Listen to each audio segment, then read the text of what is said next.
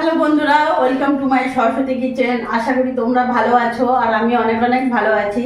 আজকে রান্নায় চলে এসেছি। আজকে আমি তোমাদেরকে বানিয়ে দেখাবো। দেখতে পাচ্ছ, এটা আমরা একে মাশরুম বলি। এটা দোকান থেকে এইভাবে বাজারে কিনতে পাওয়া যায়। দেখো, এগুলোকে বলে বাটার মাশরুম। তো আমি কিভাবে বাটার মাশরুম আজকে রান্না করি তোমরা দেখো। এর আগেও আমি করে তোমাদের দেখিয়েছি, কিন্তু আজকে আমি তোমাদেরকে দেখাবো মাটার মাশরুম। তো মাটার দিয়ে আমি মশলা দিয়ে কিভাবে বানাই সেটা তোমরা দেখো। তার আগে আমি এটা কেটে নিই, তোমরা দেখো। মাশরুমগুলো অনেকটাই বড় বড়।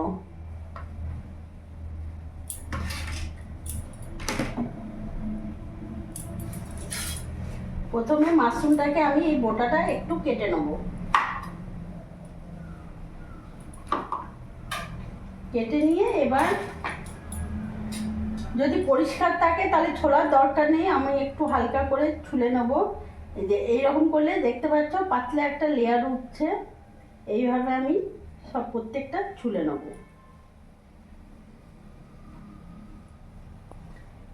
এইভাবে হালকা করে করলেই উঠে যাবে।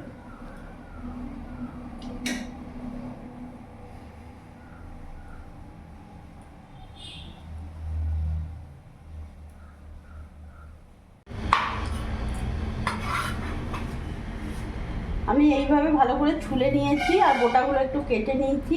এবার আমি এটা ভালো করে ধুয়ে নেবো জল দিয়ে।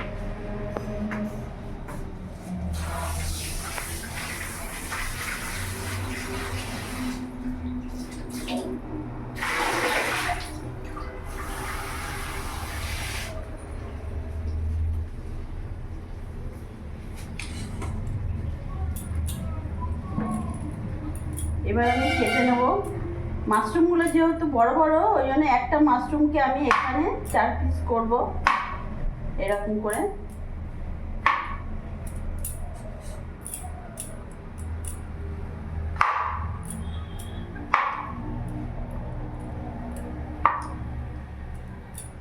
বন্ধুরা, এই মাশরুম সব জায়গায় পাওয়া যায় না, তো মাশরুম কিন্তু খাওয়া এটা খুবই ভালো, শরীরের পক্ষে খুবই উপকার। আমার হাজবেন্ড তো খুবই ভালোবাসে, দেখতে পেলেই নিয়ে আসবে।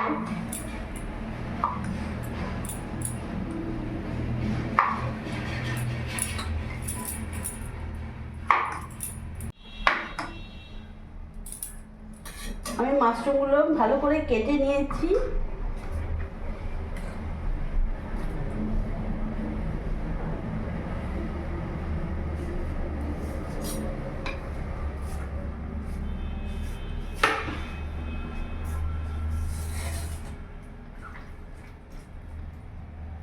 এবার আমি গ্যাসটা ধরিয়ে নেব, কড়াই বসিয়ে দেবো।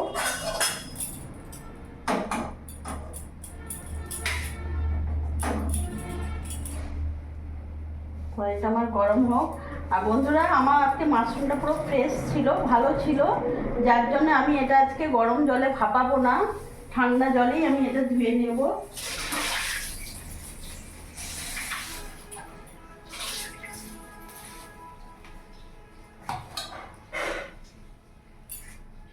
কড়াই গরম হয়ে গেছে, আমি এবার এতে সর্ষের তেল দিয়ে দেবো।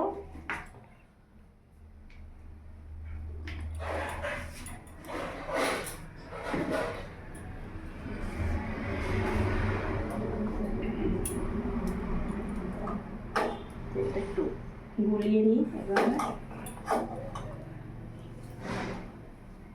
তেল গরম হয়ে গেছে, এবার আমি এখানে ফোড়নে দিয়ে দেবো একটা তেজপাতা, গোটা জিরে, গোটা গরম মশলার মধ্যে দারচিনি, এলাচ, লবঙ্গ আছে, ফোড়নে আমি দিয়ে দিলাম।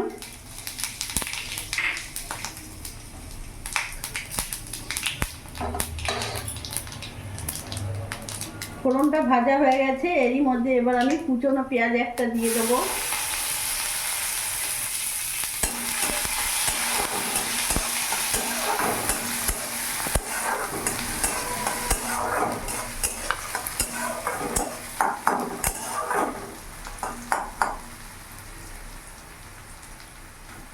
পেঁয়াজটা হালকা ভাজা হয়ে গেছে, এবার এরই মধ্যে আমি এখানে বড় বড় 3 চামচের মতো মশলা নিয়েছি। এর মধ্যে পেঁয়াজ বাটা আছে, আদা বাটা, রসুন বাটা, লঙ্কা বাটা আছে, পুরোটাই আমি দিয়ে দেবো।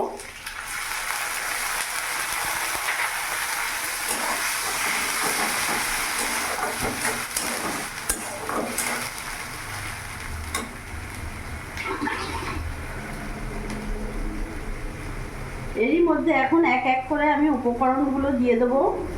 এখানে আমি 1.5 চামচের মতন লবণ দিলাম, 1 চামচ হলুদ গুঁড়ো দিলাম, 1 চামচ জিরে গুঁড়ো দিলাম, আর আমি এখানে লঙ্কা গুঁড়ো 1 চামচের মতন দিয়ে দিলাম। গ্যাসের ফ্লেমটা আমি একটু বাড়াবো, মিডিয়াম রাখবো।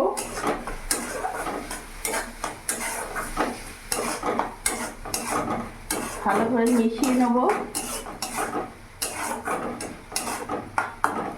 এরই মধ্যে আমি এখানে গ্রিন মটর নিয়েছি, এটা ড্রাই মটর ছিল, এটাকে আমি ভিজিয়ে রেখেছিলাম সারা রাত ধরে, আর একটু আমি সেদ্ধ করে নিয়েছি।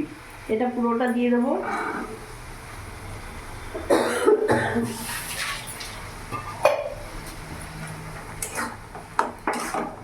ভালো করে মিশিয়ে নেব।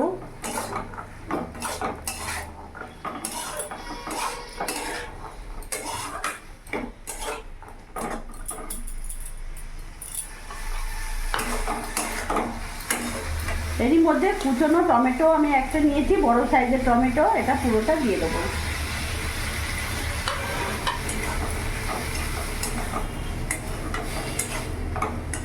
এবার কিছুক্ষণ আমি ডিম আঁচ করে রেখে দেবো ঢাকা দিয়ে। 2-3 মিনিট পর আমি ফিরে আসছি। এবার আমি ঢাকাটা খুলে দেখবো।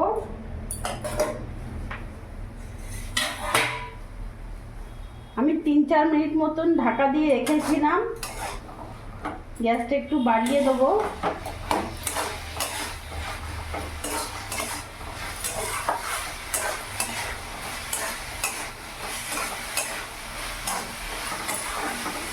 এবার এরই মধ্যে আমি এখানে কেটে রাখা, পরিষ্কার করে ধুয়ে রাখা মাশরুমগুলো দিয়ে দেবো।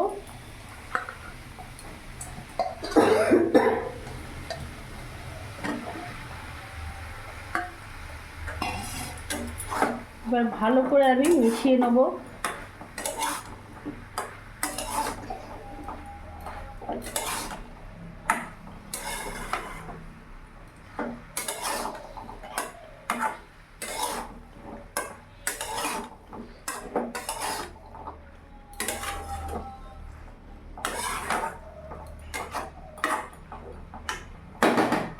এবার কিছুক্ষণ আমি ঢাকা দিয়ে দেবো।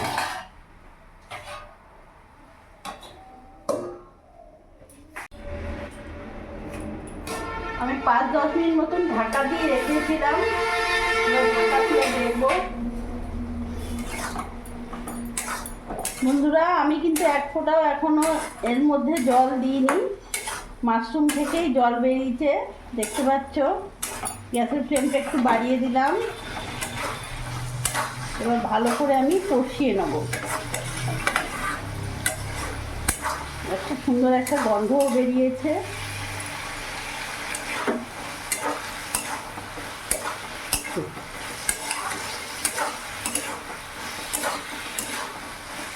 এভাবে ভালো করে কষিয়ে নেব।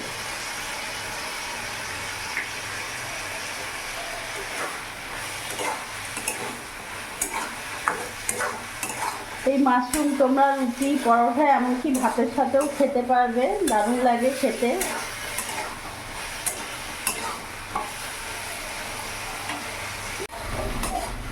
আমি অনেকক্ষণ ধরে ভালো করে কষিয়ে নিয়েছি। এবার এর মধ্যে একটু সামান্য আমি জল দেবো। বেশি দেবো না, ওই 1 কাপের মতনই দেবো।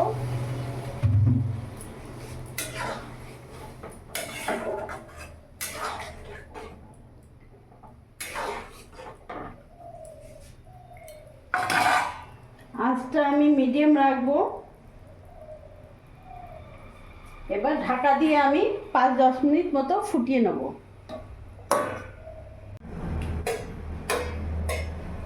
আমি এবার ঢাকাটা খুলে দেখবো।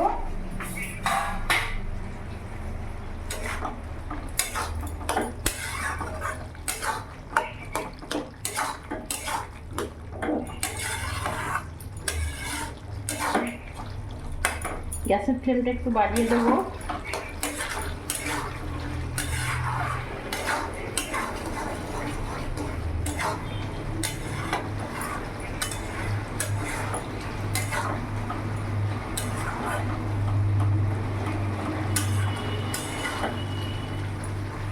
দেখতে পাচ্ছ বন্ধুরা, পুরো গা মাখো মাখো হয়ে গেছে, আর কতটা সুন্দর হয়েছে দেখতে পাচ্ছ।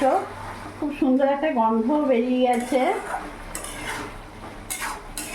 আমার মাটন মাশরুম একেবারে রেডি। আমি এবার গ্যাস অফ করে দেবো।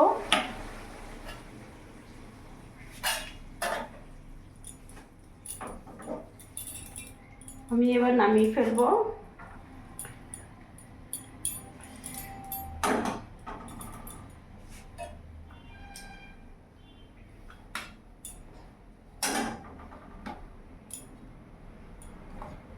তো বন্ধুরা, তোমরা দেখলে আমি কিভাবে মাটন মাশরুম মশলা বানালাম।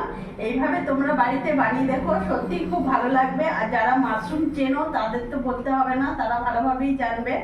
আর আমার এই ভিডিওটা যদি তোমাদের ভালো লাগে, প্লিজ লাইক করো, সাবস্ক্রাইব করো, পাশে থেকো, আর তোমরাও ভালো থেকো।